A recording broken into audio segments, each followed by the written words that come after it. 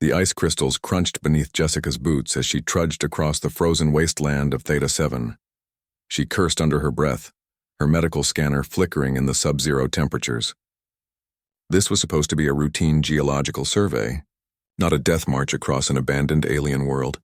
"Jack, I'm picking up something weird on the bioscanner," Jessica said into her comm, her breath forming white clouds in the frigid air.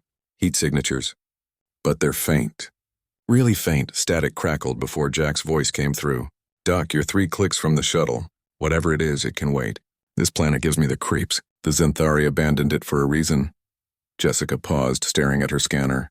The signatures were clustered together, barely registering as alive. Her medical training wouldn't let her ignore it. "I'm checking it out. 5 minutes, I promise." She heard Jack's exasperated sigh. "You humans and your curiosity, fine, but I'm timing you." Jessica smiled despite the cold. Jack was from Kepler 442b, a colony world known for its cautious, methodical people. He'd never understand the human compulsion to investigate, to help, to interfere where others wouldn't. The signatures led her to a collapsed structure, half buried in ice and snow. Ancient Xanthari architecture by the looks of it, all sharp angles and bioluminescent panels long since dead. Jessica squeezed through a gap in the debris, her helmet light cutting through the darkness. What she found made her heart stop. 6 creatures, each no larger than a human child, lay in a circle on the frozen floor. They were covered in thick silver-gray fur with elongated snouts and pointed ears, folded flat against their skulls. Their bodies were curled into tight balls, frost coating their fur like death shrouds. "Oh my God," Jessica whispered, dropping to her knees beside the nearest one. "Jack, I think they're Xanthari wolfspawn, juveniles." "Impossible," Jack replied immediately. "The Xanthari evacuated this planet 2 standard years ago. Nothing could survive that long in these conditions." Jessica ran her medical scanner over the creatures. The readings were bizarre. Their metabolism had slowed to nearly nothing, their core temperatures barely above freezing. But they were alive. Somehow, impossibly, they were alive. "They're in some kind of suspended animation," Jessica said, her mind racing. "Cryogenic hibernation, but natural." "Jack, they're children. The Xanthari left their children here to freeze." The silence on the comm stretched long enough that Jessica thought she'd lost the connection. Finally, Jack spoke, his voice tight. "The Xanthari are a warrior species, Doc. They follow strict survival protocols. If these pups were sick, weak, or deemed unfit for the Exodus, they would have been left behind." "That's barbaric," Jessica snapped, already pulling medical supplies from her pack. She'd read about Xanthari culture during her xenobiology training. Their rigid caste system, their brutal efficiency, their complete lack of what humans would call mercy. But reading about it and seeing its consequences were 2 different things entirely. "It's their way," Jack said softly, "and it's not our problem. We need to leave." "No." Jessica's voice was steel. "Get the shuttle here, now." "Jessica." "That's an order, Jack." She was the mission's chief medical officer, and technically outranked him. "We're not leaving them." She heard him curse in his native language, but the shuttle's engines roared to life in the background. "ETA 10 minutes, but the Xanthari Navy patrols this sector.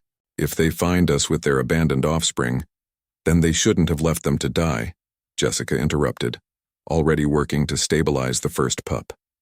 She injected it with a carefully calculated dose of stimulants, watching her scanner anxiously. The creature's heart rate increased slightly. Good, but not enough. She needed heat.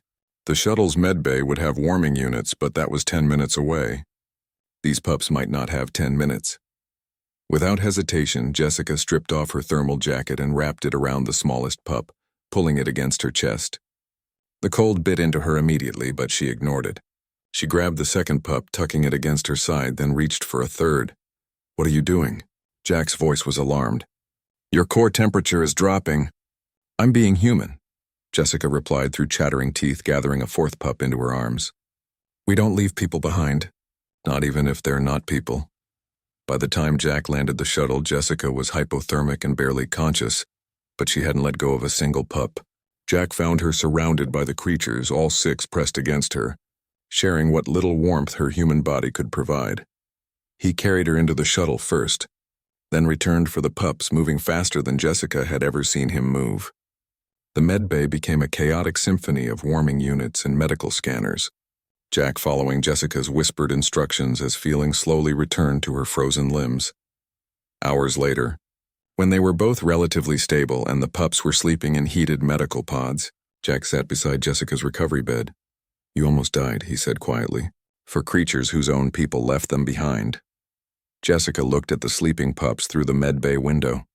They were beautiful in a wild, alien way. Already their fur was beginning to shimmer with health, their small chests rising and falling in steady rhythm. "That's exactly why I had to save them," she replied. "Because their people didn't. Humans, we're not always the smartest or the strongest or the most advanced, but we refuse to accept that some lives don't matter, even when it's illogical, even when it's dangerous. Especially then." Jack was silent for a long moment, then he smiled, rare for his usually stoic species. "The Zenthari will want them back, you know.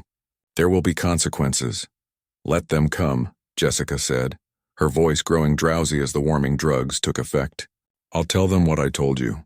If they want these pups, they'll have to explain why they left them to freeze in the first place, and they'll have to go through me to get them."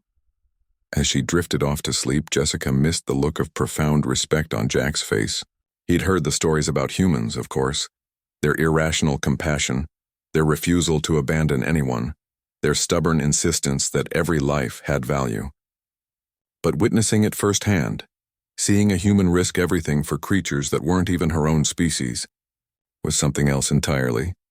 "Humanity, fuck yeah," Jack murmured in English, a phrase he'd learned from human crewmates. For the first time, he truly understood what it meant. Outside the shuttle's windows, Theta 7's frozen landscape stretched endlessly, but inside 6 alien wolf pups slept peacefully, alive because one human medic had decided that abandoned didn't mean forgotten, and frozen didn't mean dead. In the end, that was the most human thing of all.